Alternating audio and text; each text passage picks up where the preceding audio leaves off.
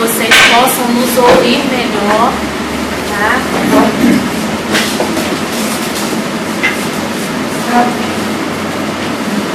Para quem não me conhece, meu nome é Mariana Ramos, eu sou professora universitária há 12 anos e um dos maiores desafios que eu acho que soma muito com a nosso conhecimento é quando a gente traz a realidade para dentro da academia, né? Porque teorias a gente tem muitas e a gente vai encontrar teorias que vão ampliar os nossos olhos, mas a realidade nua e crua, como que ela é feita, né?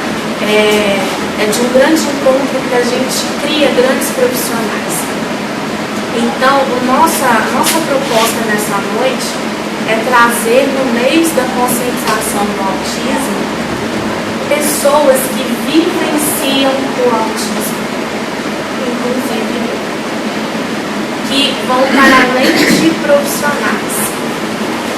São pais e mães ativos que são engajados não só numa luta ou numa militância, a gente chama de missão. Então nós temos hoje a Gisele, né, que tem o Outcast, depois vocês vão escutar melhor sobre o Outcast, uma iniciativa da Gisele, o Fred, a Ana e o João, que são pessoas que conhecem o sistema público, que vivenciam, né? Não só o sistema público de saúde, mas também de educação. A Ana é profissional e o João está formando, está na academia, tá? E o Nível, que é fisioterapeuta e educador físico e que trabalha também com pessoas com TEA, juntamente comigo, com pessoas com TEA, que são geralmente adolescentes e até adultos, principalmente adolescentes. A nossa roda de conversa ela vai funcionar da seguinte forma. O tema autismo nos atravessa de diversas formas. Então eu vou começar com a direita, que é a Gisele, para ela dizer o que o autismo, né? A nossa pergunta da noite é: o que o autismo convocou? O que nós fizemos a partir de um diagnóstico, de um estudo? O que a gente fez? Primeiramente, boa noite a todos. É um prazer estar aqui, agradecer a Mariana o convite, que é uma oportunidade incrível para que a gente possa não só estar falando sobre autismo, mas também falando do nosso trabalho enquanto movimento, né, da nossa missão. O autismo na minha vida sempre existiu, mas eu não entendia como, né? Desde criança eu sempre tive algumas particularidades, era uma criança estranha, depois fiquei uma adolescente esquisita e depois uma adulta excêntrica. Tive um filho que apresentava as mesmas características que eu achava que era só porque tinha me puxado. Só que chegou um dado momento que ele apresentou uma seletividade alimentar muito severa. E isso foi o que acendeu uma luz, mas não para autismo. Para você ver como que às vezes a gente, no cotidiano, não consegue observar as nuances, porque o espectro é tão amplo, que nada, você não tem como você determinar. Ele faz A, B e C, é autista, não tem como. Ele apresentando essa dificuldade, logicamente fomos procurar por ajuda, e foi uma peregrinação. A gente foi a neurologistas, nutricionistas, e ninguém sinalizava para a TEA. Ah, mãe, ele anda na ponta do pé? Anda, mas eu também andava. Então ficou naquela conversa, né, de normal. Quando fomos ver e essa peregrinação, e ele sempre comendo miojo, pão, biscoito de sal, suco de caju. Era isso. Não podia com cheiro, não podia ver ninguém comendo, não podia nada. Então, chegou num dado momento que nós ficamos assim, desesperados. Aí o Fred e eu falamos assim, 2024, né, Fred? Dezembro. Então, aí viramos falando assim, vamos fazer um circuito, porque era assim, a gente chamava de circuito. Que a gente começava pediatra, neuropediatra, nutricionista, psicólogo. Ah, não tem nada não, mãe. Quando crescer melhora, quando não tem nada não tem. Aí foi naquela coisa. Aí falamos assim, vamos fazer o circuito. Aí começamos de novo. Aí a gente foi numa neuro e ela foi a única que pediu um relatório escolar. Aí eu falei assim, não, mas ele é super sociável. Na minha percepção, aquele menino era um prefeito, porque ele era muito conhecido, ele era querido pelos amigos e tudo mais. Quando veio o relatório da escola, a gente falou, opa, ele realmente era muito quisto, mas ele não aguentava muito tempo com muita gente. Então ele brincava, daqui a pouco ele falava, não quero mais, e não queria mais. Os amiguinhos ficavam assim, ele é meu amigo ainda? Porque ele não quer brincar comigo mais, porque ele precisava do momento dele. Foi aí que nós fechamos o diagnóstico e a gente não aceitou no início, embora pra gente foi um alívio, porque a gente agora entendia o porquê que ele não comia, né? Que a nossa dificuldade era o não comer. Aí, tá, não come, então agora a gente sabe o que é isso, mas às vezes a gente ficava assim, olhando pro outro, mas será que é isso mesmo? Não, não pode. Não, mas ele tem. Aí depois a gente parava, não, mas tem isso também. Aí ia e vinha até aceitar, até a gente começar as terapias e começar a ver como funcionava isso. Porque pra gente era um mundo totalmente novo. Hoje vocês têm a oportunidade de estar numa graduação que te proporciona conhecer, estudar e aprender sobre determinados mecanismos da mente humana. Eu não tive isso. Eu vivi aquilo ali, pra mim era, falei, não conheço nada, não sei nada. Eu sou advogada, o Fred é jornalista, e a gente assim, com acesso à informação, não tínhamos informação nenhuma. Foi aí que ele teve a ideia de criar o Outcast Podcast, que é o único veículo especializado em neurodivergência.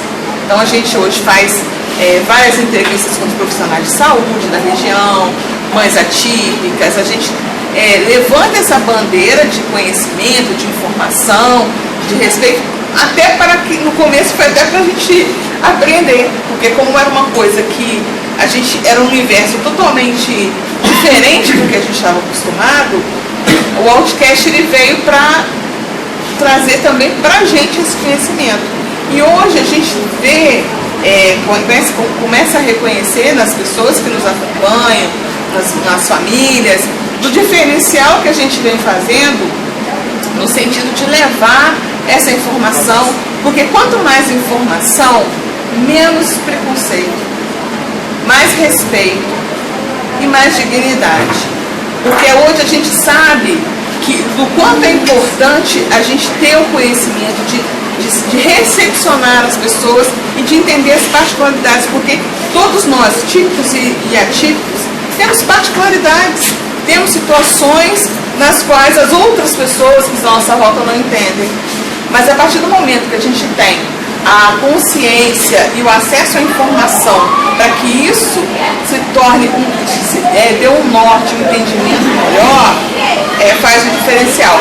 Para mim hoje, né, para o Fred, para a nossa família, o autismo ele virou uma missão, um ideal que nós abraçamos e com o intuito maior de levar cada vez mais informação para quem quiser e até onde a gente conseguir.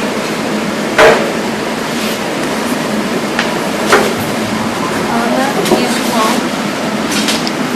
A mesma pergunta? Como que o autismo atravessou e o que a gente fez? Vou resumir rapidinho. O João foi uma criança esperada, amada, antes do mundo. Estou para vir ao mundo, foi muita luta para conseguir trazê-lo ao mundo. Se tem uma criança que foi amada, esse menino foi. Então, assim, quando ele nasceu, ele nasceu 38 semanas, logo em seguida ele nasceu, e eu não fiquei toda a gravidez de repouso, né? Mas nasceu tudo bem, amigar. a brigar dele veio 8, depois 9, ele não fez a brigar 10 e fomos indo. Quando o João desenvolveu refluxo, né? Com o tempo a gente foi observando o João, desde que nasceu era muito diferente. Era isso que as pessoas falam de esquisito, né? Que você falou. Ele sempre foi diferente. Ele com 1 ano ele já digitava no computador. Ele tinha falas assim, geralmente a criança eles falam em média 500 palavras por ano, mais ou menos, não é isso? E ele falava muito mais que isso, de forma rebuscada. Aquela forma que você não vê, geralmente, uma criança falando. Eu falava, tem alguma coisa estranha. E aí, a escola não falava nada. Eu estudava no caminho. A única coisa que a escola falava é meu filósofo.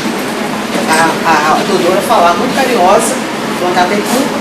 Às vezes a pessoa não tem a formação, igual eu, ignorante. Eu sou da educação. Eu não sabia que meu filho tinha, porque eu não sou profissional. Então o que aconteceu? Aí veio indo, ele rebuscado, muito pontinha do pé, carrinho, fazia tudo com carrinho que não era para fazer. E aí foi indo. Aí a escola tinha muitos problemas, não que ele causasse, que as outras pessoas causassem, que ele gritava, né? As pessoas que ele tinha mania de se regular jogando as coisas para cima. Ele jogava qualquer coisa, eu morria de medo. Noção de perigo nenhuma ele não tinha. Ele fazia lobby, tá? Sempre. Eu trancava, tinha que trancar. Dentro de trancar em casa, o portão sempre trancado. Ele tentou muito fazer parte de alguma coisa, de algumas coisas. Não conseguiu. Por ser diferente, por ser um aluno questionador, ele era até, vamos dizer assim, vou colocar dessa forma, que a gente sabe que acontece. Eu sou professora, estou nessa área há muito tempo, aposentando. Tem professores que não gostam desse tipo de aluno, questionador. Porque muitas das vezes ele não tem essa resposta para dar, né? Entendeu? E ele fica irritado com isso. E ele era aluno que sentava na frente, questionador, sempre. Foi indo, aí chegou, não sei, aí eu já não teve estudou numa escola, levei ao médico, neurologista, nada. Foi na psicóloga, ficou um tempo, a doutora falou que eu vou citar o nome da doutora, muito boa, maravilhosa, mas ele não tem nada, ele é extremamente inteligente. A doutora não trouxe para saber se ele é inteligente. Eu trouxe porque ele é diferente. Ele é diferente, ele não consegue brincar com crianças. Não é brincar, ele tenta, ele não consegue brincar com as outras crianças da idade dele. Ele não consegue ter esse. Ele se tornava o chato da história, né? O mala, né? Infelizmente é assim que eles falam, tá? Eu trabalho, escolho sempre melhor. E aí foi indo, né, nessa fase aí, já foi depois, aí ele estudou numa escola, ele sofreu cyberbullying, ele nem tinha culpa da situação, inventaram um monte de negócio, aí eu falei dele, ali foi um ponto crucial. João estava em depressão. E geralmente quando o homem está em depressão, a mulher a gente percebe mais, mas o homem não. Ele calado, ele falava, mãe, tem algo errado comigo, mãe, tem algo, eu já vinha falando. Aí a Ana foi estudar. Eu sou pedagogo de formação, eu fui fazer psicopedagogia, fui fazer neuropsicopedagogia, eu fiz tanta coisa que eu já nem sei o nome mais, tá, gente? Desculpa. Eu faço curso com vários, doutora fonoaudióloga lá no Paraná, PROAC, autismo, eu faço tudo que tem, tá? A maioria, muita coisa à distância.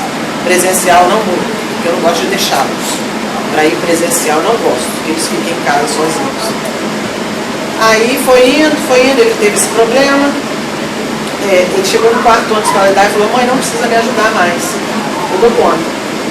Ele deu. Notas altíssimas. Mas ele deixava de fazer algumas coisas, não que ele não soubesse, ele não queria fazer. Tem isso também. Se naquele momento ele não quer fazer aquilo, ele não vai fazer. Ele não está, naquela hora ele não quer fazer aquela atividade. Ou outra coisa qualquer. Tentei esporte, gente. Esporte, futebol, no prézinho, quero ser goleiro, porque goleiro não precisa correr. Isso tudo eu tentei. Eu tentei academia. Eu tentei tudo que eu podia.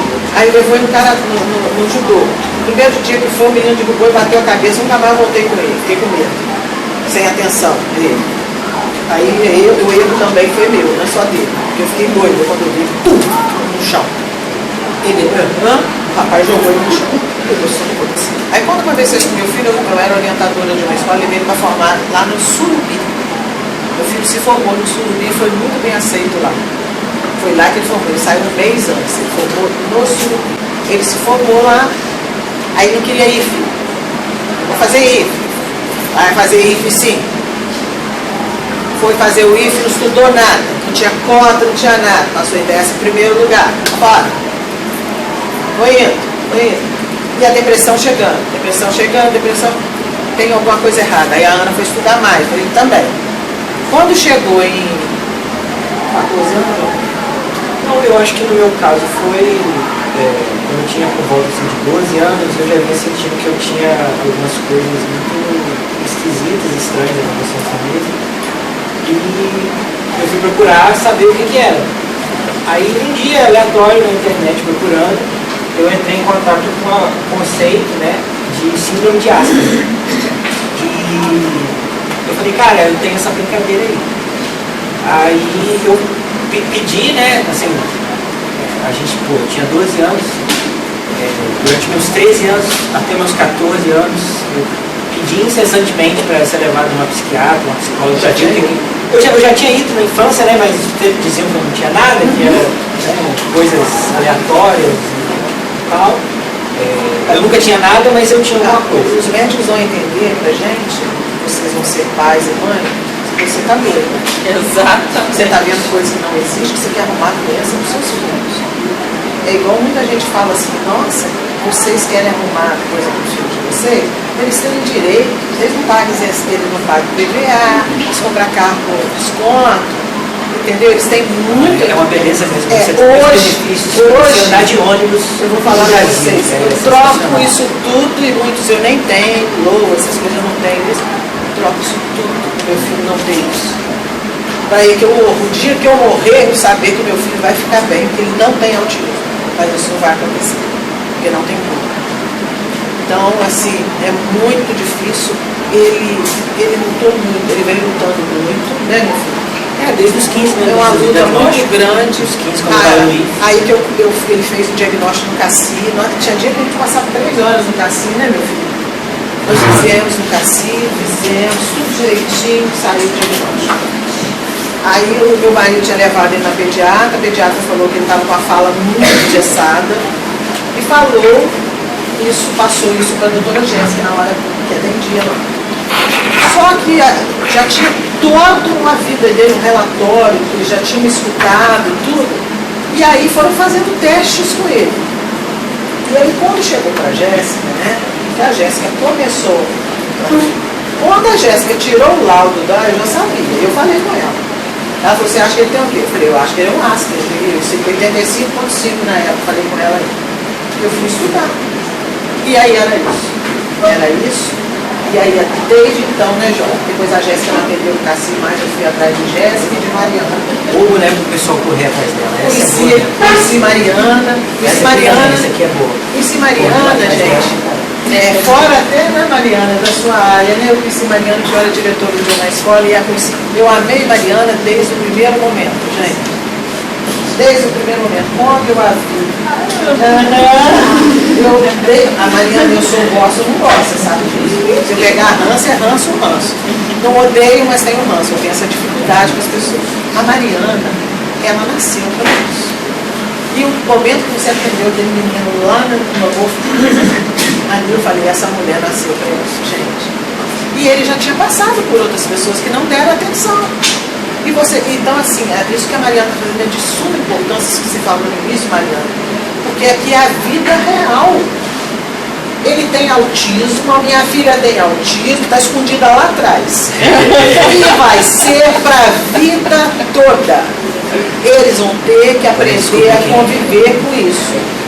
Não importa o que aconteça, não tem jeito, não tem cura, não tem jeito.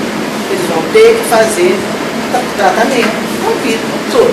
o que a gente faz, né, Mariana? A gente tenta de todas as formas, eu incomodo muito ela, tadinha. A gente faz com que ele tenha autonomia, com que ele consiga, né, Mariana? O problema dele todo é a socialização, né? Ele nunca teve problema cognitivo, gente, pelo contrário. Ele não tem esse problema. Se você faz uma pergunta, você viu a fala, vocês viram a fala dele? Tá. Vocês fazem uma pergunta e ele conta uma história toda. Realmente ele é inteligente, ninguém vai tirar isso dele também. Então eu acho muito importante que vocês escutem isso. Sabe por quê?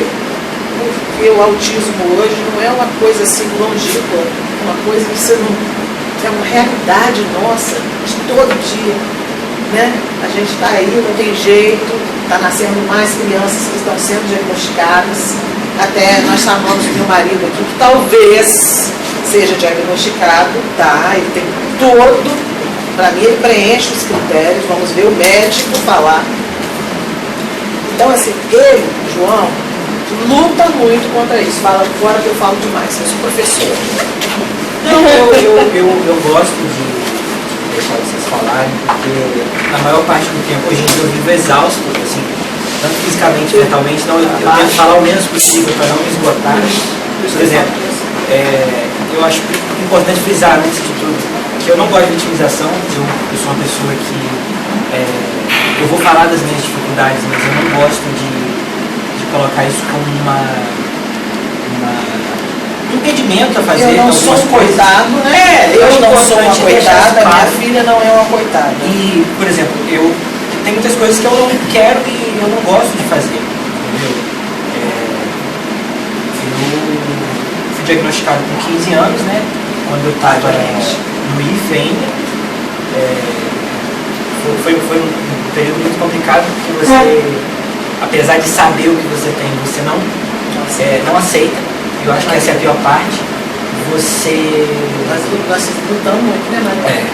Eu fiquei basicamente, até eu aceitar assim, realmente 17, a condição, eu fiquei dos meus 15 até os meus 20 anos tentando fazer as pazes com o diagnóstico, tentar seguir em frente, tentar curar aqueles traumas de infância, aquelas questões que a gente sempre tem e tenta lidar, né? E saber lidar comigo mesmo, porque você tem uma condição, mas ninguém te dá um manual de instruções para... Você não nasce com um manual de instruções quando você tem isso. Então você acaba tendo que descobrir tudo sozinho, e eu tive que descobrir tudo sozinho. Eu nunca tive pessoas me mentorando, falando, eu sou igual a você, eu sou autista igual a você, eu descobri tudo sozinho. Eu era o único autista que eu conhecia no meu círculo, né, social, que já não era tão círculo social assim, mas o que eu tento fazer hoje em dia é alcançar as pessoas igual a mim, né? Sempre que eu vejo uma pessoa também dentro do espectro que está passando por dificuldade, que acabou de ter o diagnóstico, eu tento buscar essa pessoa, orientar ela, porque que eu conheça, eu sou um dos mais velhos do meu círculo social a ter o diagnóstico, a conviver com o diagnóstico há tanto tempo, né? Saber dar nome aos bois é o que eu tenho. Então é uma coisa muito o que eu sinto no João hoje é que o João lutou muito, né? Ele trabalha, ele quis trabalhar aos 18 anos, ele trabalha, ele estuda. Eu sinto nele que ele lutou muito, mas hoje ele não faz questão mais de agradar as pessoas. Não para maltratar, não é isso que eu estou querendo dizer. Ele não faz mais questão. Para ele, a casa dele está ótima, ele está trabalhando, ele está ganhando o dinheiro dele, ele faz a terapia dele com Mariana. A gente sempre fala que lugar de autista é em todo lugar. Eles têm que estar em todo lugar. Por que não? Agora, a partir do momento que eles não querem estar, aí é o desejo deles. Por exemplo, ele não pode ir na danceteria, ele tem problemas com as luzes. Tem autistas que vão. Danceteria. Ele foi ao parque uma vez, ele voltou verde, gente. Eu tive que isso eu acho uma coisa legal de falar, os sintomas físicos que a gente acaba tendo decorrente da condição. Eu fui no parque, eu sempre fui em parques desde criança, sempre me senti mal, nunca soube por quê. Uma das últimas vezes que eu fui, eu tinha acho que 18 anos, eu passei tanto mal, mas tanto mal, eu tava verde, branco, sei lá, que era, A gente começa a ter esses sintomas físicos de dores abdominais muito fortes, entendeu? Dores de cabeça, as luzes do parque são muito fortes, as pessoas, né? Por exemplo, essa luz aqui está me incomodando muito, mas eu não posso falar, porque senão, né? Não é que eu não posso falar. Não precisa, não, pode deixar, pode deixar. O que acontece? Essa é uma grande dificuldade. Eu tento ter um filtro enorme para não magoar as pessoas. Vocês provavelmente não têm a noção disso, porque o mundo da forma como vocês tomam ele não é da mesma forma como eu tomo. Essa luz aqui para vocês não faz nada. Para mim está sendo uma morte de vida. Esse troço aqui também na minha cara, nesse aí, entendeu? Eu tento me controlar ao máximo para não falar, mas às vezes acaba saindo, então fazer o que faz parte. Eu acho legal também falar, na questão que a Mariana pediu para mencionar, na questão do mercado de trabalho que você também mencionou. Eu comecei a trabalhar com 18 anos, porque eu queria saber como é que o mundo era lá fora. Foi um período muito complicado, porque o mercado de trabalho não está preparado para receber pessoas com diversos diagnósticos, não só autismo, TDAH, ansiedade, burnout, borderline, bipolaridade, todos eles. Né? O mercado de trabalho ele não admite que você tenha problemas, você não pode ter problemas. Não admite às vezes que você vá no seu tratamento. Também. E a escuta é muito, eles escutam muito, tá, gente? Um dos problemas quando ele era pequeno, eu achava que ele não ouvia, fizemos duas audiometrias. Quando eu falava olhando para ele, ele escutava. Se eu falasse assim, fulano, faz isso. Vem aí. Aí eu, vou fazer audiometria, eu tô rindo, mandou. Aí você fala assim, João, você pode fazer isso pra mãe? Ele faz. Agora, se você falar, fica ouvindo. Mas ele escuta muito bem, tá? Porque quando eu estou falando lá na sala dele, falando mal não, falando, o João fez assim, hoje eu já entrei nele. Hoje eu já entrei nele, porque não é porque ele é autista que eu não vou chamar atenção. Passar a mãozinha na cabeça dele. Hoje eu já entrei nele, ele sabe disso. Na hora do almoço, já saí já com a comida parada. Eu entrei nele. Então... João, mas eu compactuo com a sua dificuldade de trabalhar. Durante toda a minha vida profissional, eu sempre tive dificuldade não de relacionamento, eu sempre fui bem quista nos lugares que eu trabalhei, eu sempre fiz o meu trabalho de forma que deveria ser feita. Mas a minha falta de filtro, de falar o que pensa, de não ter noção de hierarquia, eu tenho um problema sério com hierarquia. E cumprir regras que pra mim não fazem sentido. Eu criei meu próprio manual de regras, eu sigo a vida do jeito Isso, que eu quero. pra mim, foi uma dificuldade. Eu só consigo trabalhar bem hoje porque eu trabalho pra mim. Porque se eu trabalhar pra outra pessoa, ela não vai me suportar e eu não vou suportar. Sim. É muito difícil trabalhar no mundo corporativo quando você fala o que pensa, quando você não tem condições de seguir regras sem sentido. Mas você usa máscara, não tem que usar máscara. Eu uso máscara. Ele usa máscara, né? Todos nós Agora eu usamos. não uso máscara aqui não. Não, eu uso máscara. Mas uso a máscara não dura muito tempo. Deixa eu Aí você falar. fica como maluquinha do setor. Vocês usam máscara porque vocês têm medo, né, da sociedade de apontar o dedo. Não, você manda embora. Não. Eu não uso máscara, não gosto de máscara, sou muito autêntica, eu tenho que falar, vocês já perceberam? Sim. Não uso máscara, detesto máscaras sociais, detesto. Sou seletiva demais, não sou autista, tá, gente? Eu acredito que o autismo é do pai, eu não sou. Eu sempre fui diferente, eu fui criada de maneira diferente. Mas eu não uso máscara, eu sou muito às claras, que eu gosto. Porque eu acho que deve ser muito triste você manter uma máscara o dia inteiro. É difícil. Exaustivo. É exaustivo. Por isso que a gente chega em casa quase 2 dias. Então eu sou aquela Final de semana inteiro. polêmica, eu sou a polêmica, eu sou entojada, eu sou aquela que muito inteligente, todo mundo fala que eu sou muito inteligente, devo ser alguma coisa, né? Mas não estou nem aí se gostam ou não de mim. Não maltrato ninguém, não distrato ninguém. Da portão, todo mundo gosta de mim na escola que eu trabalho, do portão, eu gosto demais das pessoas. Agora, não pisa no meu calo, não espere que eu vá fingir aquilo que eu não sou. Essa menina trabalha, eu falei, hoje eu elogiei ela. Emissão, a minha, é só postar. Essa aqui falou que eu vou escrever um livro, vou aposentar ano que vem, vou escrever. E vou deixar um diário para os dois, para ele e um para ela antes de eu partir. Espero em Deus que dê tempo. Vou deixar um diário dos dois. Coisas que surgirem, dúvidas que surgirem, mas eles vão fazer terapia e tudo, mas eu vou partir. Você estava falando isso aí, né? A missão dela sua missão é também uma missão muito bonita, por sinal que eu já fui até no programa, recebe tantas pessoas, né? E esclarece muito. Mas o que eu vejo assim hoje?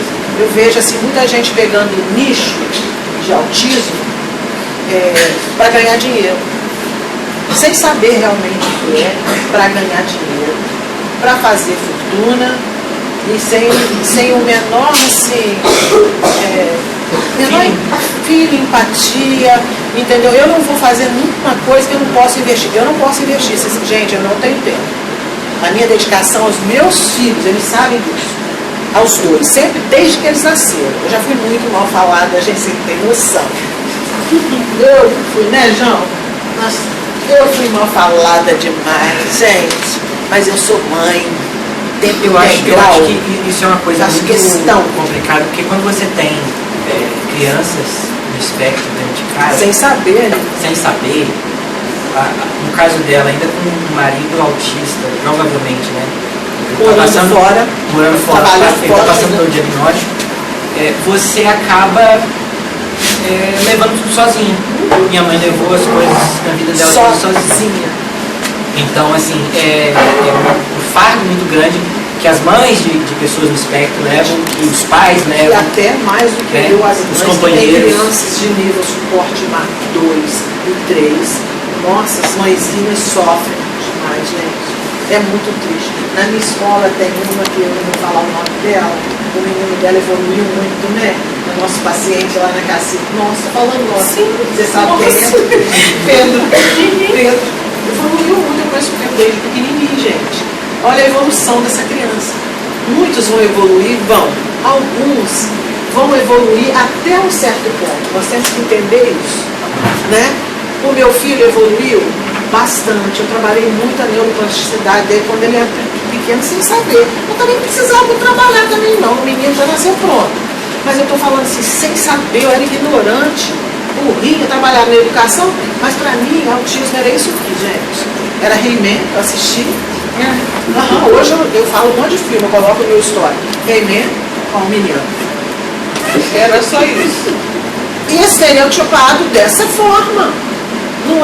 Eu não sabia, eu era burrinha, ignorante. Eu acho que existem vários tipos de pessoas ignorantes na vida. Aquelas ignorantes que nunca estudaram. Tem os ignorantes que estudaram, mas não estão nem aí para algumas coisas, né? E tem aqueles ignorantes que fingem, que não quer aprender, que não acontece, que não quer aprender, está nem aí, não é comigo? Não é comigo? Mas assim, eu penso que Deus é muito justo. Não é comigo, sim. Mas é com um colega, eu tenho uma colega hoje que falou comigo, ela é avó de criança autista. A família, uma pessoa da família falou com ela para ela escutar. Não foi graças a Deus, não foi perto de mim, né? Porque eu sou aquela, né? E não fica quieta. Não fala não.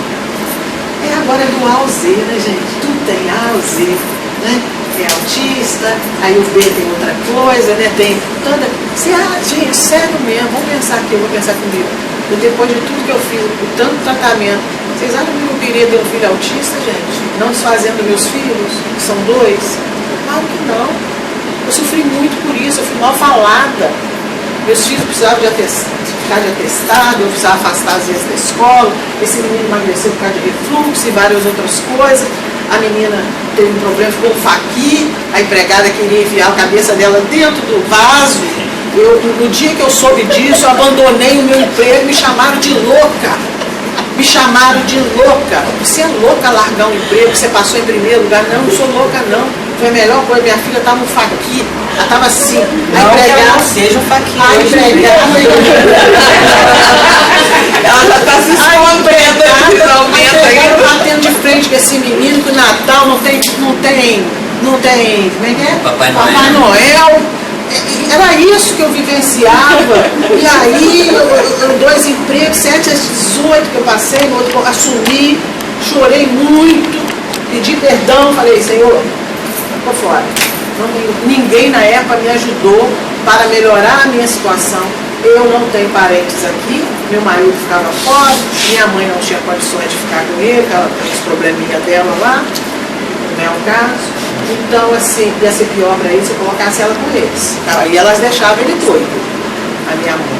Então, assim, eu criei eles, tá? O meu marido teve pouca participação, não porque ele não quisesse, ele não tinha tempo e ele não tem condição.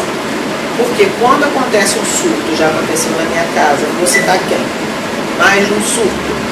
O meu marido fica na porta de meia esquina, olhando eu segurar pemba. Eu seguro, depois aí eu resolvo, depois eu vou e choro. Coloco para fora. Todo mundo pensa que eu vivo a minha maravilha. Nossa, que mulher maravilhosa. Tem dia que eu falo com as minhas colegas, gente, hoje é o dia que eu tô pior, porque eu tô com a roupa boa. Hoje é o dia, eu não tô bem. Eu tô com problema de pressão, mas aí eu coloco a roupa boa para parecer que tô bem. Né?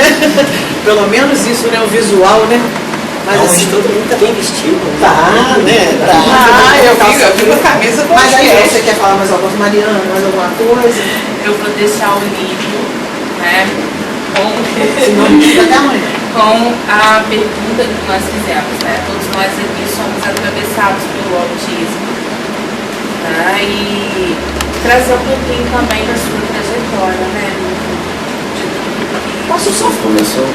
Lívia, se eu só falar um autista hoje comigo, ele brincou comigo hoje na escola, ele é tipo da minha colega, mediado pela colega. Tia, você tá pré-velha. Aí eu falei, tu? Aí com a outra, pré-velha. Aí ela falou assim, ele é louco pra conhecer um outro autista. Assim, tipo ele. Porque ele fala, ele é verbal, né? Aí ela falou assim, o filho dela, a gente vai trazer ele pra você conhecer. Eles querem conhecer o nicho deles, né? Eu sou igual a ele, você entende? Os coleguinhas lá, todo mundo sentado assim, a gente faz com força, os colegas brincam, mas nem sempre conseguem ficar muito bem. Meu filho é muito carinhoso, extremamente carinhoso. Mas muita coisa mesmo. Tem hora que ele me abraça, eu falo, meu filho, eu hoje me lembro, meu filho, eu estou zoada com ele porque eu não sou uma pessoa afetiva demais. Mas ele é. Ele é extremamente afetivo. Ele é um amor de menino. Né, meu filho? Isso aí. Agora deixa eu falar aqui. Agora eu vim falar e não falo demais. Onde tudo começou? Onde tudo começou. Onde, assim, falando de atividade física, que minha praia agora, eu estou hoje de frente, né, que eu também sou terapeuta. Falar onde tudo começou. Alguém já foi lá no Padre Geraldo? Essa turma já foi lá? Eu já fui lá na Finosa, já lá há na muitos Finosa. anos atrás. Acho que tem uma parte do praia de estágio lá, não tem? Tem. Não. Eles falam, só Eu fui há muitos anos. Era o caso antigamente. Queria até adotar criança lá na casa. O hospital psiquiátrico, falecido na época, em 2009. Assim, Lá pra recém-formado, adotar as crianças. primeiro serviço meu de educação física, apareceu um projeto, aí caminhou de casa para lá. Eu sou muito curioso e gosto de pesquisar as coisas. Aí lá comecei a estimular os adultos e adolescentes, né, não tinha menor de idade. Estou contando a Mariana que eu conheci ela há 17 anos, ela começou a trabalhar lá. Aí eu comecei a acessar assim, eu sempre trabalho na forma de acessar a criança, eu trabalho bastante com criança, ou a pessoa. Eu sempre trabalho para ver o potencial, até onde que vai nessa parte de atividade física. E quando a gente faz movimento, a gente vai começar uma prática de atividade física, a gente começa a treinar. Certo? E hoje tem os métodos, né, ABA, DENG, DIR, que você tem que fazer a repetição para a criança aprender. Até relatar mais na frente as crianças que eu atendo na prática. Então, quando tudo começou, não se falava em autismo, né, Maria? Lá em 2009. vamos falar do autismo. E ali foi curioso, porque a gente caminhava ali da igreja do Padre Geraldo até na pracinha da Vinhosa, pracinha do Peixe. Ali dava, ida e volta, dava 3 quilômetros. Alguém está na vibe de corrida para cá? Alguém? Tá? 3 quilômetros é muito ou pouco? Muito, né? Então a gente começou a andar metros e fomos evoluindo. Aí de volta dava 3 quilômetros com uma pausa de água. Então para a comunidade ali foi interessante, porque eles tinham medo das crianças na rua, de entrar na padaria, pegar um pão, pegar um doce na prateleira, pegar alguma coisa. Então a gente preparou a sociedade para as crianças que estavam ali, para crianças que eram os adolescentes. Preparou aquela comunidade para aquele grupo do Padre Geraldo. Então eles ficaram assim, não sei nem a palavra, posso usar aqui. Assustados, né? Assustados, e depois eles abraçaram a nossa causa lá. Então, e a gente tinha vários autistas, né, que a gente não conhecia, aí a nossa ignorância. A gente tinha vários autistas lá e a gente não conhecia. Muito ignorante. E a gente ficou conhecido lá, a gente não andava com 1 e com 2 não, era 20, era 15. Às vezes a gente levava o cadeirante junto, as próprias crianças ajudavam o outro. E aí a gente começou a receber as coisas na rua, eles ganhavam presente para levar para casa, ganhava roupa. Todo mundo de flor, todo mundo de flor. Eles sentiam no coração, ia no bar, dava flor.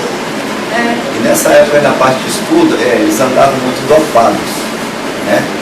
Muito dopados.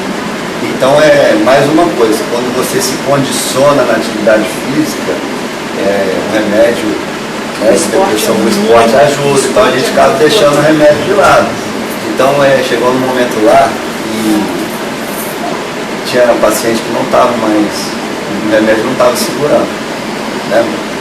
Então o que a gente foi no diálogo. Então a gente conseguiu acessar eles, no diálogo. Teve dia que eu cheguei lá, essa moça estava trancada numa sala.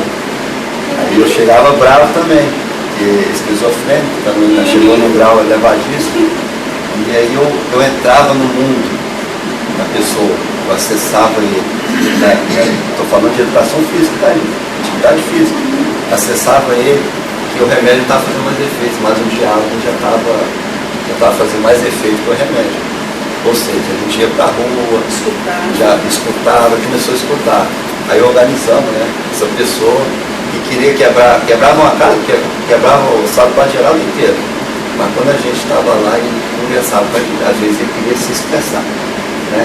Então a área da psicologia é muito importante. Eu sempre trabalhei com psicólogos juntos, sempre. Porque a gente, quando a gente não está conseguindo acessar, vou falar muito essa palavra, a gente tem que ver um plano B, né, para a gente conseguir acessar. Enfim, essa breve história. Aí, como eu sou curioso e pesquisador também, aí as corridas de Itaperuna, a corrida de São José é antiga. Aí eu falei para o Padre Geraldo, para a irmã dela na época, vamos botar as crianças lá para correr lá na corrida. Eles aguentam 3, acho que 5 quilômetros, acho que aguentam também. Me chamaram de doido. Como é que você coordenar isso tudo? Então, chegar lá, me chamaram de doido.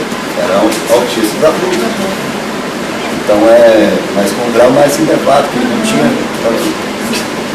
Então a gente botou eles para correr. Aí todo mundo aplaudiu, foi bonito, foi bacana. E estou voltando lá atrás, porque até hoje, qualquer atividade esportiva, hoje está pegando 5 anos para cá, e vocês ouviram falar aí, falo de atletismo, de futebol e de natação, eu estou envolvido, tá? Porque eu estou cutucando a sociedade, Eu vejo tá? Cutucando a sociedade, tem lá na minha rede social. Hoje também trabalho na Secretaria de Esporte, lá é aula de graça, tá? De graça. E hoje eu atendo 72 autistas.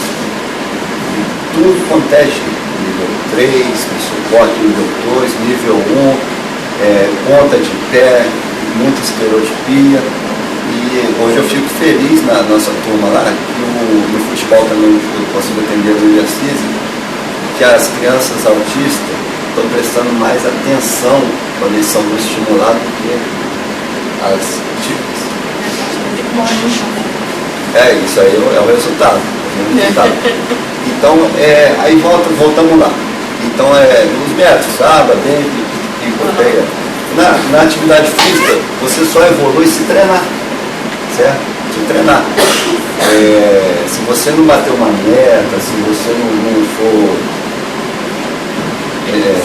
disciplinado, se você não for disciplinado, resiliente, você não consegue. Então, a gente que está ali de frente de terapia, hoje eu consigo botar as crianças para me acompanhar nas atividades, porque tem 3 anos que eu estou, enchendo o saco delas, da família.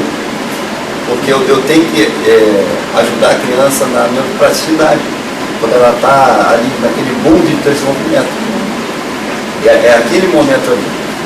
João? Senão talvez se eu tivesse se eu tivesse um estímulo direcionado, você não ia passar tanta perda, certo? Porque você ia aprender a se defender. É importante a gente ensinar a se defender. Não é de luta nem nada, é de comportamento corporal, certo? Quer dizer, você poderia brincar de alguma brincadeira, junto, interagir e socializar com alguém. Depois você poderia ter um melhor amigo. Então o esporte tem essa mágica. Mas com as meninas é mais complicado. Porque a gente sim, não é incentivada ao esporte. É por isso que eu levantei o braço, mas levantou a moça ali, levantou a mão, né? Por isso que eu fiz essa pergunta. Nem todo mundo vai ter perfil de esporte. Mas tem gente. Mas é importante a gente tentar, tá? Você falou aí, tem que tentar. A gente tem que tentar. Pode botar isso na cabeça de vocês. Se a gente não tentar, a gente não vai conseguir nada.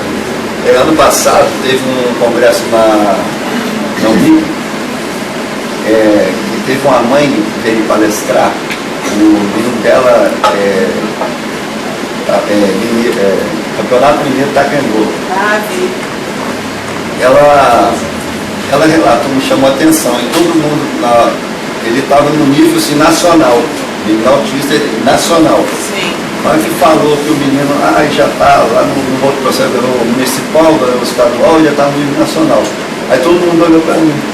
Ela estava fazendo vaquinha e tal, para conseguir a verba lá. Ela fez uma pergunta para o público, eu devo levar meu filho ou não?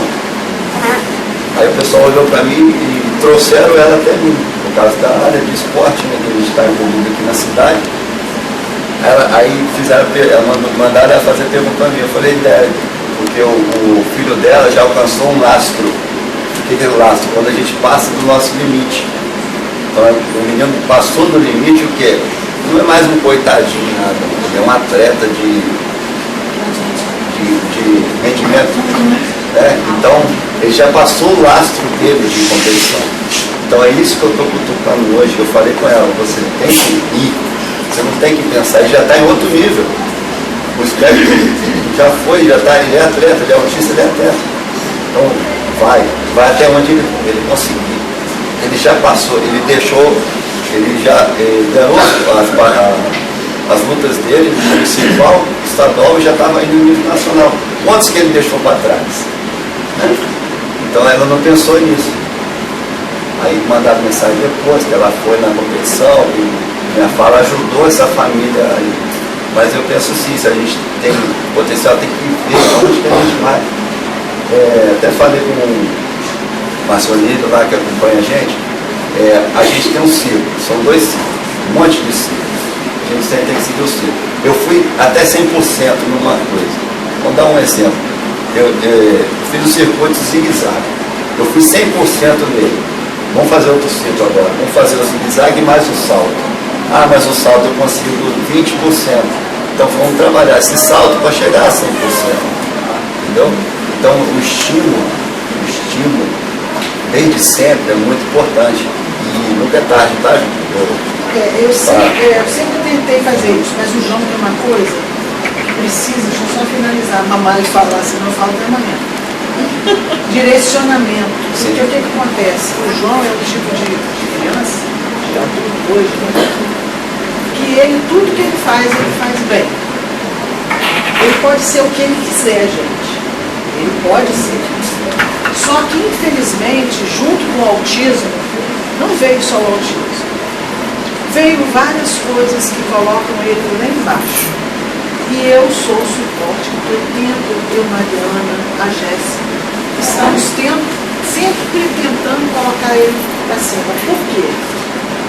Porque quando ele tenta fazer várias coisas, pode ser que alguma fique sem, né? Ele não consiga finalizar ações, como o pai dele não conseguiu. O pai dele morre de medo. Hoje ele está fazendo mais de um curso. Seu medo é importante. Ele faz 3 cursos. 3 cursos ele faz, 3 faculdades. Então, assim, gente, ele pode ser o que ele quiser. Isso aí foi palavra de Jéssica, não é palavra minha só não, tá, gente? Não estou falando meu filho melhor que ninguém, não. Pelo contrário, tem muitas dificuldades. Mas isso aí, se eu não direcionar, você direcionando, né, João? Mariana também, peço muito a Mariana para me ajudar nisso. Porque senão, ele se perde. Ele se perde completamente. E aí nós vamos perder um cérebro brilhante, que nem todo mundo é um Elon Musk, que conseguiu em frente, apesar de tudo que passou, e conseguiu. Nem todo mundo vai ser um Elon Musk. Mesmo com altas habilidades, superdotação, gênio, seja o que for. Nem todo mundo vai conseguir ser um Elon Musk. Como também tem pessoas que não são autistas, que podem ser que sejam, que cheguem lá. Mas no caso do autista, precisa de direcionamento. Não é? Só para finalizar na área esportiva, não tem a categoria, você já ouviu falar da Paralimpíada, certo? O destaque nosso é o Gabrielzinho, que não tem os membros. Então ele quer ver pegar ele na piscina, porque ele vai embora. Então ele já está em alto nível de rendimento. E hoje a gente briga pela categoria de autista. Não tem. Tá? Não tem na Paralimpíada, tá, gente? Nem critérios de avaliação específicos. Não tem ainda. Não tem, isso aí eu já vi, não tem. Tem o DI, mas não tem o autista ainda, porque ainda está um nível, ainda está sendo estudado. O piloto, você viu o piloto de automobilismo, o senhor Ema ainda contando professor. Sim, a gente tem. O autista mais clássico que a gente conhece é o Messi. É o mais clássico, e ele teve direcionamento, foi estimulado para aquele jeito. E o dom, sim. O dom foi mais junto. Então a gente está brigando hoje, realidade nossa aqui. Estou retornando ao Conselho de Educação Física esse ano, para poder levar para a Câmara Federal, para a gente começar as competições, não só de autista, tá? Para a gente incluir já nas Paralimpíadas. E já tem um projeto no COI, Comitê Olímpico Internacional, o COB, Comitê Olímpico Brasileiro, está junto também, está vindo dos Estados Unidos, a categoria de autista. Então, mas quem está na frente, o esporte que está na frente hoje é a natação, tá? A gente falou um pouco aqui da atividade tão importante, o meio aquático. A gente relaxa na água. A água, não só a natação, o ginásio, o meio aquático. A água é o elemento que traz a vida. Então quando... Agora, autistas adoram água, né? Sim, é perigoso. Você tem que fazer as atividades assim, voltadas, direcionadas com profissionais, tá, gente? Profissionais. Às vezes o menino a criança, já está ali entre 4 paredes ainda na terapia, certo? Essas que eu estou levando para o campo, vou falar assim, o campo das atividades físicas, eu já quebrei as 4 paredes. Então a gente já está em outro processo. Então é importante a gente estar junto com a psicologia, tá? Para a gente direcionar, para preparar as pessoas para o mundo. Certo? A gente tem que preparar o mundo para as pessoas e as pessoas para o mundo. A gente vai ter que manter esse equilíbrio aí sempre. É exatamente essa iniciativa, porque eu escuto muita coisa, tá? E vejo, já tenho 20 anos de profissão, e eu acho muito importante esse diálogo entre a academia e a realidade. A realidade ela é bem diferente do que é pintado. A quebra de paradigma de vocês escutarem o autismo através dos olhos do João, da percepção do João. O João, há 2 anos, João, que você foi no espectro. Há 2 anos atrás nós fomos convidados, porque eu não sei se todos aqui sabem, Itaperuna é referência em tratamento de autismo com o Cacita, que nós, né, tivemos a oportunidade de fundar pelo SUS. Tá? Nós fomos convidados em Itaperuna falar em campus. Vocês têm noção do que é isso? O João falou para 2.000, 3.000, 3.000 pessoas dentro do Trianon. E hoje a nossa modalidade de atendimento ela é replicada em alguns estados. As pessoas elas vêm, né, conversar conosco, as pessoas elas pedem auxílio e a gente sem problema nenhum a gente dá, né, porque nós acreditamos nisso que nós estamos discutindo aqui. Eu já tenho um tempo de falar sobre saúde mental de mães atípicas e é importantíssimo que vocês escutem Ana e Gisele e a mim também. É uma história para um outro dia por conta do nosso tempo, mas eu vou deixar aberta.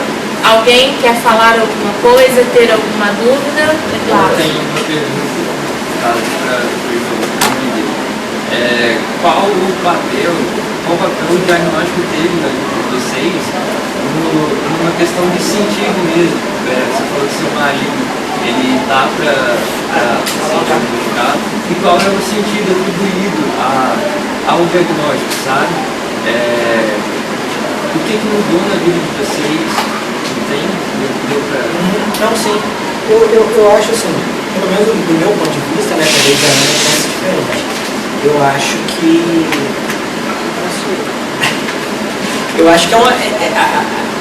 é uma explicação, a gente toma o diagnóstico, pelo menos eu gosto de tomar ele, não só um fardo, mas uma explicação para aquilo que eu vivi uma grande parte da minha vida, e vivo, né?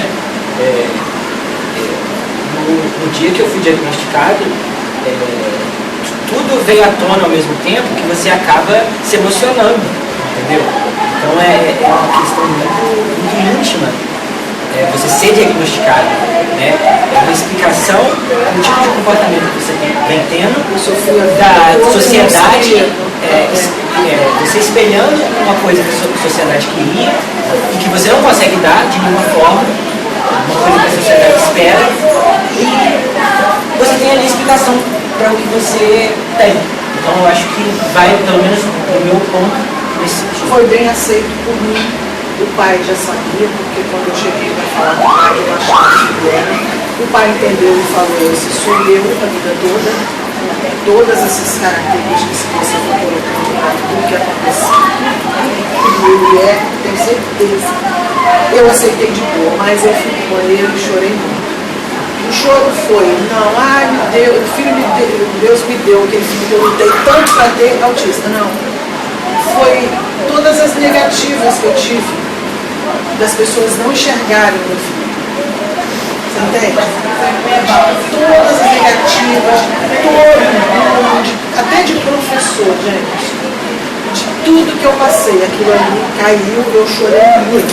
Foi um desabafo, mas eu aceitei de primeira, porque eu não sou aquele tipo que enfia a cabeça e finge que está acontecendo. Entendeu? Porque é uma realidade nossa, hoje em dia tem gente que tem neto, tem gente que tem filho, eu tenho colegas que têm netos, filhos, e eu trabalho com muita gente que tem autismo na vida deles. Tá? E a gente é uma coisa que muda a nossa vida. Mudou muito a nossa vida. Nossa rotina, mudou a nossa rotina. A gente tem aquela consciência do que eu posso e que eu não posso. Entendeu? Mas uma coisa que eu não falei antes, quando eles eram pequenos, eu me afastei muito das pessoas. Eu me afastei de família. Então eles cresceram meio que afastados, só muito ali na vizinhança, na escola, levavam para o SESI para colônia de férias, eles não ficavam, aí tinha que deixar a moça lá com eles, porque eu tinha que trabalhar, você entendeu? E assim, eu queria que eles ficassem todo o tempo da colônia de férias, fazia de semana a semana, não ficava nem uma semana, você entendeu? Então é assim, a gente faz tudo que pode, até hoje eu faço, estou falando que hoje eu peguei ele, porque eu tenho que centrar ele, eu preciso fazer isso, porque ele é um homem feito, né? E ele daqui a pouco vai galgar outros, né, quer ir até para fora, para o exterior, eu já queria ir, ele conseguiu até uma época, eu não deixei, ele passou em federal, eu não deixei ele ir, não me arrependo, porque se eu tivesse deixado a depressão tinha pego ele de jeito lá, entendeu? Então não me arrependo. Então só isso aí, a gente vai ter que lidar com isso, um diagnóstico é uma libertação, sabe? É uma libertação, é como se você tivesse, tá certo, não é uma doença, é como se você tivesse uma coisa, sentindo, eu tô sentindo, vou levando, aí até que você descobre, eu tenho isso aqui, não é tão grave, mas tem que cuidar, entendeu? É mais ou menos isso. Melhora de qualidade de vida, achei essas pessoas maravilhosas, né? Que a Jéssica é aquele temperamento, né? Eu tenho um temperamento bem forte, aí ela às vezes pergunta por mim, cadê sua mãe? Mas ela é maravilhosa, tá, gente? É porque Professora da casa. Professora da casa. Eu sei disso. Mas ela é maravilhosa, ela se dá bem com eles gostam do dela. Eu também me dou bem com ela. Mas ela é aquela explosão, né? Eu também sou uma explosão. Tá? E é isso. E é isso. Tem mais alguma coisa que você quer fazer? Ô, Mário, pode falar. Deles, na verdade. Durante a infância ou vida adulta, vocês chegaram a perceber uma predisposição motora ou sensitiva ou auditiva, por exemplo, com uma habilidade musical? Musical? Isabel tinha. Isabel é das artes, a minha relação. O João não. Eu sempre gostei muito de música, né? Só que eu nunca tive a oportunidade. Não, a oportunidade de estudar instrumentos também, de enveredar um pouco para esse lado, mas no sentido de ter entendimento musical e ter entendimento da música em si, pelo menos no meu caso não. Eu tenho uma amiga muito próxima, ela está no espectro, ela estudou aqui, fez enfermagem, talvez vocês conheçam, a Letícia Aquiles, né? Ela tem o que eles chamam de ouvido absoluto. Ela escuta as notas e ela consegue dizer de qualquer tipo de barulho a nota que está saindo daquele barulho. Então ela tem essa habilidade, a habilidade nata dela, ela tem prejuízo em outras áreas enormemente, entendeu? Ela não consegue abrir um aplicativo de banco, mas ela tem ouvido absoluto, entendeu? Ela não consegue, sei lá, ela briga com qualquer tipo de amizade que ela faz, mas ela muito vasto, né? tem ouvido absoluto, entendeu? Avanço, então né? tem essa discrepância, essa dissonância, às vezes, né? É comum a gente ver A minha filha é artista. A minha filha é artista. Ela é das artes. Eu coloquei no balé, fez balé por muitos anos, depois não quis mais, porque estava incomodando, queria tocar violão, quis colocar no teatro, até conversei com a psiquiatra, ela achou maravilhoso, mas não quis ir mais, eu respeito o tempo deles, tá? Também não vou obrigar a pegar ela, arrastar ela e levar, não. Mas ela é artista, ela vê coisas em quadro que você não vê. Eu fico impressionada. Sabe fazer manual as coisas maravilhosas, entendeu? Mas não faz, mas sabe fazer. Mas continua ligado. Tem duas pessoas. Pode falar. Existe um problema que é muito recorrente, que é a negação. E a gente vê tanto da parte de famílias ativas quanto de portadores também. Se vocês pudessem dizer alguma coisa hoje, para quem ainda vive debaixo dessa nuvem da negação, não aceitar, eu não quero lidar com isso, não, meu filho é normal, eu não tenho nada disso, o que vocês diriam, tanto para o João quanto assim, para alguém que vive de repente uma situação como essa? Deixa aberto para os profissionais que quiserem acrescentar alguma coisa. Deixa eu só falar, eu acho triste, porque não vai mudar a realidade. Eu só vou prejudicar essa criança. Eu tenho casos assim na escola. Eu vou prejudicar, porque a neuroplasticidade está indo, quando a criança é pequena, está voando, e ela precisa disso para poder evoluir, né? Então, se você não pega uma criança, trabalha com ela, como você está falando, desde pequeno, você perde muito. Aí, quando você vai acordar para a vida, eu vejo pessoas falando 3 anos, normal falar. Normal? É porque cada um tem o seu tempo. Como isso? Eu não. Sinceridade, gente, ó. Não dá pra mim não. Vamos dizer assim, Eu acho que enfiar a cabeça não. família, a criança junto, evolução. Sem a família não há evolução. Ela vai oscilar. Mas Às vezes a criança tem um potencial para mas agir sozinha, mas se a família estiver junto, Mas o que acontece, você disse muito bem, essa nuvem que é o diagnóstico, o que acontece quando a criança ela apresenta um aspecto ou um nível de suporte 1 que não é tão evidente, vamos dizer assim, ela não apresenta as estereotipias óbvias. Muitas famílias demoram a entender. No meu caso, eu demorei a entender não porque eu não aceitava, mas porque eu achava que era comum, não era dentro da minha bolha. Mas dentro da minha própria família eu tive pessoas que disseram assim: ah, mas não fala que é isso não, nem parece. Então não tem que existe o diagnóstico, respondendo até o que ele não me perguntou, mas eu vou falar. O diagnóstico às vezes quando é tardio, no meu caso foi tardio, no caso do meu filho, ele já estava com 8 anos. Aí você pergunta assim: o que muda? O que adianta para mim com 50 anos saber que eu tenho? Muda a perspectiva de falar assim: olha, faz sentido. É mais autoconhecimento, e a partir daí, você se conhecendo melhor, você se determina melhor, do que simplesmente você ficar assim: ah, meu Deus, por que eu sou esquisita assim? É mais isso. No caso da negação, todas as mães que eu já entrevistei lá no podcast, boa parte delas sempre dizem assim: ah, eu vivi o luto do diagnóstico. Porque elas gestavam um filho, esperavam aqueles marcos de desenvolvimento, esperavam aquelas fases, esperavam que ele fosse andar, falar, e enfim, e veio o diagnóstico. E muitas delas falam: ah, eu vivi um luto porque eu tive que amar um outro filho, não o que eu esperava. No meu caso, não teve isso. No meu caso, foi um alívio, porque a gente descobriu finalmente porque que ele não comia. Melhorou a nossa relação familiar, porque era horrível. O menino não comia, a gente abria a boca para jogar a comida lá dentro, já dava chinelada, a gente perdia as primeiras. Mas quando você descobriu? Mas aí quando eu descobri, eu falei: ai, mas você já tinha buscado antes, né? Tinha buscado antes. E, mãe, ele não é paciente nosso não. Quantas vezes eu ouvi isso? Só que pra gente, o diagnóstico foi isso. Então, não teve essa coisa do esconder, né? Você conversa com ele, é um menino extremamente inteligente, é um menino que é muito versado, porque ele tem um vocabulário muito amplo. Aí a gente atribuía isso porque ele convivia com pessoas que falavam bem. Então, todo mundo aqui fala bem, então eu também vou falar bem. Mas ele tem um vocabulário ampliado, é um menino que tem uma facilidade para o inglês absurda. Às vezes ele fala inglês comigo, às vezes ele fala inglês, e ele nunca fez curso de inglês. Então ele tem essa...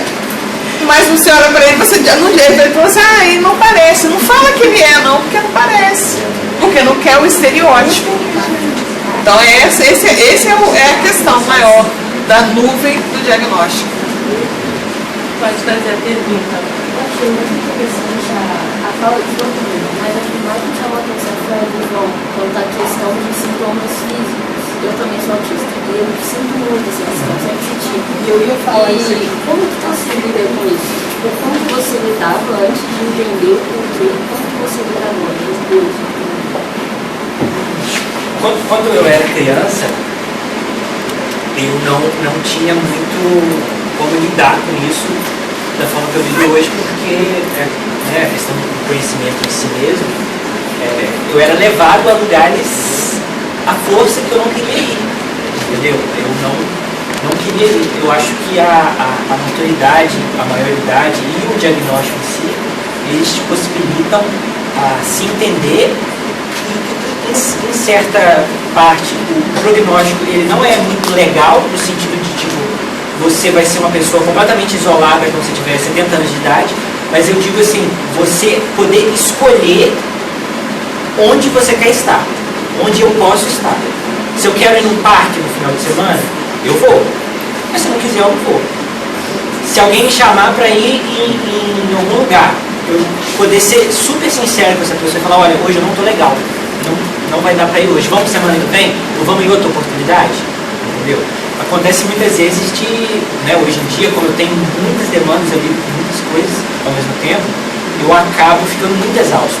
Então eu acabo não conseguindo ir a tantos lugares quanto eu já fui antigamente. Então eu acabo dormindo o final de semana todo, né? Assim, para recuperar as energias, e as energias mesmo assim não voltam. Não. Você passa a outra semana pensando, caramba, eu dormi o final de semana todo, não consegui fazer o que eu precisava fazer no final de semana, apesar da minha semana ser corrida, e na outra semana é a mesma coisa. Então eu digo assim, quando eu me disponho, quando eu quero ir e fazer alguma coisa, me dispor em algum lugar, eu faço. Entendeu? Os sintomas físicos, eles de certa forma vão aparecer, isso acaba acontecendo, mas eu já consigo controlar mais, não no sentido de, eu tenho um super controle do meu corpo, em sentido físico, mas eu me preparo antes para ir nesses lugares, entendeu? Eu vou viver um dia sem muito estímulo, um dia mais tranquilo, vou comer coisas que eu gosto, vou me vestir com roupas que eu me sinto confortável. Por exemplo, eu me vestia muito de preto, eu gostava muito de preto. Essa fase monocromática existe muito nas pessoas dentro do espectro. Porque meu filho todo. Porque você não quer mudar, você gosta daquilo e você fala, não, vou fazer aquilo sempre porque eu Jeans, nem pensar. E no meu caso, eu passei a usar esse tipo de roupa de linho. Tênis iguais, tênis iguais, 10 tênis iguais, eu vou usar só esse. Não várias camisas iguais, eu vou usar só essas. Exato. Eu não quero trocar. E o dormir é um negócio real. E quando você convive com outra pessoa, é assim que a gente se casou, eu dormia 2, 3 dias, ele ficava desesperado. Ele falou assim, morreu, não acorda. Mas era uma exaustão. Igual, vou chegar aqui hoje em casa, eu vou dormir, mas vou dormir muito. Amanhã eu vou ficar bagaço. Por causa de toda a exposição, de toda essa adrenalina de hoje. E hoje foi um dia Deixa eu te falar. Eu falo demais. Professora, gente. Sabe quando eu aposentar eu conseguir parar de falar? Não. Um conselho para você, seja você mesmo. Seja você mesmo. Tá? Não se importe com o que os outros falam de você. Tá? Seja você mesmo. Pra gente finalizar, possivelmente teremos um outro momento, né? Eu acho que Beth, Liz, pode falar. O que vocês acham para mulheres é um pouco mais difícil de descobrir o diagnóstico? Porque a gente tem uma tendência natural ao cuidado, à sociabilidade. E a mulher é a mais amável, a menina fofinha, é aquela que é abraçada. Então, para meninas descobrir é mais difícil por isso. Porque chega um ponto em que a gente, socialmente, nós estamos sempre colocados naquela posição do cuidado, não de ser cuidado. Aí então você fica ali, você faz a amizade mais rápido, e aí você consegue disfarçar melhor do que o menino. O menino já tem a máscara que a gente usa, aquela máscara do ela é quietinha. E o comportamento que se espera de uma boa menina é que ela seja quietinha. Então quanto menos você fala, melhor. Quanto menos você fica quietinho, enfileirando seus brinquedos e não atrapalhando ninguém, melhor. Chora, ela desregula chorando. Mas menina chora mesmo, é coisa de menina. Então, durante muito tempo, fica difícil para poder diagnosticar. Até porque o azul, né, do autismo era porque antigamente só os meninos eram identificados com mais facilidade. É por isso que é azul. E existe uma outra questão também, que para diagnóstico de autismo tem que ter alterações sensoriais. E a menina, desde pequena, ela ganha um estojinho de maquiagem. Então, mesmo que você não queira se maquiar, socialmente falando, as sensações, você é, entre aspas, estimulado de uma maneira muito,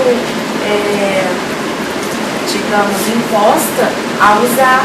E se você usa sempre a mesma roupa ou a mesma cor, as pessoas acham isso estranho. Inclusive, muitas mães determinam as roupas das meninas. Exato. Então, o jeans, que a gente vai falar de alterações sensoriais, e a gente vai falar que algumas pessoas suportam e outras não.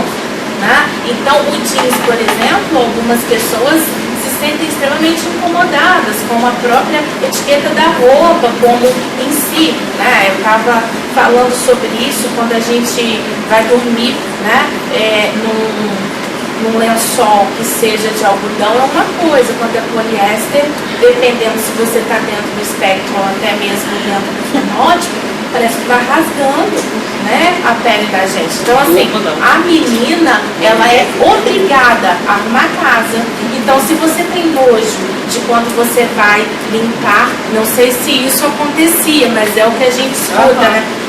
Vai lavar a louça, você sente um pavor daquilo, mas você tem que lavar, porque se você não lavar, né, socialmente falando, é mais difícil. Então, você é exposta às alterações sensoriais muito mais. Você acaba, porque assim, quando nós enfrentamos, a gente muda. Não é que a gente vai virar uma outra pessoa ou deixar de sentir, mas nós enfrentamos e a gente muda. O fato da gente mudar faz com que aquele estímulo que era extremamente aversivo comece a ficar mais tolerável. Alguns não, de fato não, mas alguns sim. Então você passa despercebido. E, tanto que é chamado de masking. Né? E, inclusive, hoje nós temos uma escala no Brasil, no caso da psicologia e da neuropsicologia, para mulheres, né? Porque até então nós não tínhamos nenhum tipo de teste, aliás, nós temos que evoluir muito nesse aspecto, mas que seja específico para gênero, né? Ou até mesmo características de idade, pontos de corte, porque nós não tínhamos. Estamos evoluindo em relação a isso. Né? Então, na mulher, inclusive, quando a Gisele fala da cor azul, exatamente, era porque só chamados autistas de Kanner, né? Que eram meninos, e geralmente eram 4 meninos para uma menina. E as meninas que eram diagnosticadas, inclusive na nossa região, eram o que nós chamamos hoje de nível 3 de suporte, que tinha o déficit intelectual associado. Então, era mais visível. As níveis 1 de suporte, inclusive, isso não tem relacionado somente a meninas, né, João? Mas as pessoas, elas criticam. Por quê? Porque não tem, como a Ana, né, apresentou as estereotipias, que são estereotipias mais visíveis. Senso comum. E a nossa iniciativa, gente, só para eu terminar, né, a fala, a nossa iniciativa de vir aqui e trazer a realidade para vocês é que eu me chamo Mariana Ramos, sou neuropsicóloga, eu tenho 20 anos de formada. Eu percebi no meu filho o autismo desde bebê. Eu rodei Itaperuna, Niterói, Rio, Campos e levei em vários profissionais. Não levei na Jéssica por ser minha amiga. E aí eu falei, não vou levar porque vai confundir as coisas, não vou levar. E aí, o que aconteceu? O meu filho chega na adolescência e vira pra mim e fala, mãe, eu sou autista. Eu já sabia e a minha família negou. E aí eu viro pra ele e falo assim, como você sabe isso? Mãe, eu li aqui, eu li ali. Meu filho joga xadrez desde os 5 anos. Já aprontou todas com meu cartão de crédito com 5 anos. Então essa negação não é só da família. E foi muito difícil, porque eu não queria levar na colega, por ser colega. E a ética fala o quê? Pra gente não levar em quem a gente conhece. E aí eu falei com ela, porque ele pediu pra ir nela. Eu falei com ela assim, eu não vou abrir minha boca. Ele que vai falar. Com 30 minutos de consulta, ela virou e falou assim pra mim, por que você não trouxe ele antes? Eu levava desde bebê. E é por isso que a gente vem na faculdade falar pra vocês, porque eu sou da área. E muitas vezes eu escutei que eu estava inventando coisas. O fato de você ter conhecimento não, né? Então assim, óbvio que como uma pessoa muito levada, eu sempre tratei o meu filho ludicamente, estimulava.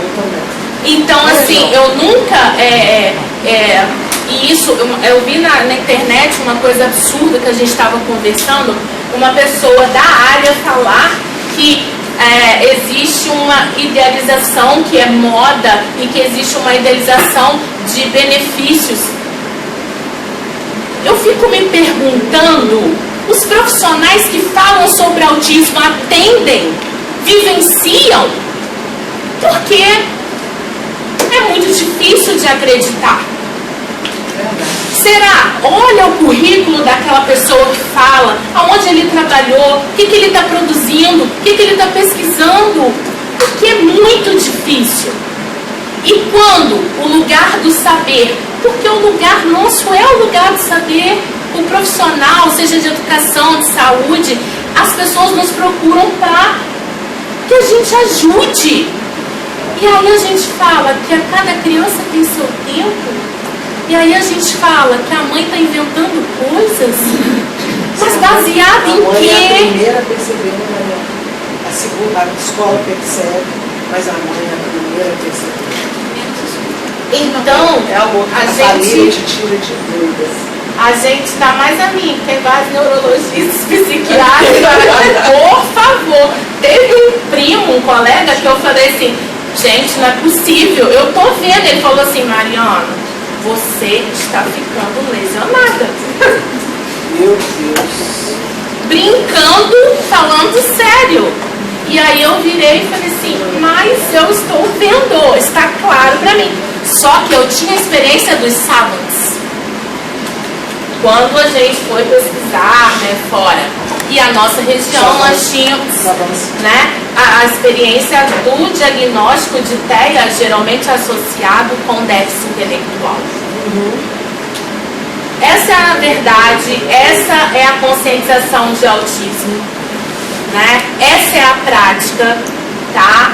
É muito importante que vocês entendam da teoria, façam, né? Entendam, compreendam, mas observem também o quanto que nós fizemos um desserviço quando a gente culpou a mãe como mãe geladeira pelo autismo.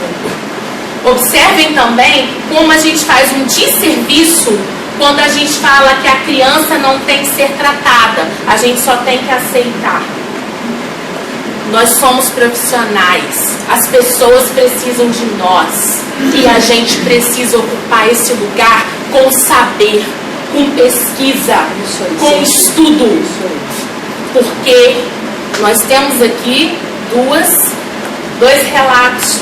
O Lívio, já 17 anos você entregou, né? De amizade. Quantos profissionais que passaram por nós e falavam que vocês estão no nicho do autismo. É moda. Então, meus caros alunos, colegas, a Liga de Psicologia, as ligas de psicologia trazem para vocês, no mês da conscientização do autismo, algo que vocês não vão ver nos livros. A realidade. Até uma próxima vez.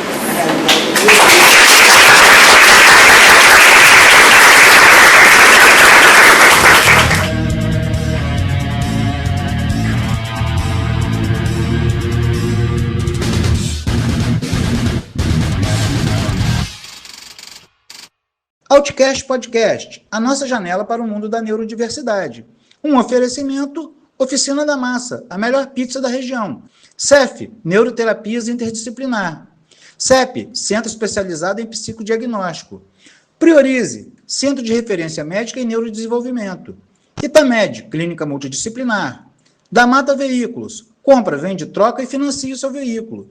IRS, Serviços Elétricos e Hidráulicos em geral. Outcast Podcast, a nossa janela para o mundo da neurodiversidade.